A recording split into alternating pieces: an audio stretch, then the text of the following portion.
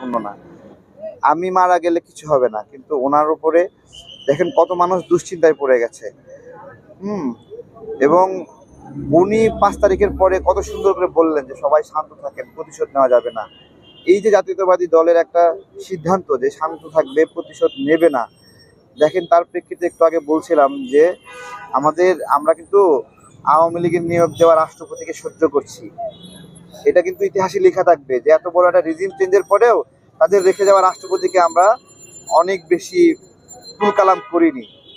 এবং সেই সময়ে সেনাপ্রধান যিনি ছিলেন তিনি এখনো দেশে শান্তি শৃঙ্খলা রক্ষায় ভূমিকা রাখছেন এবং তাকে অনেক বেশি অস্বস্তিতে, অনেকে ফেলছে অস্বস্তিতে, কিন্তু বিএনপির পক্ষে তাকে ফেলা হয়নি, আমরাও ফেলিনি।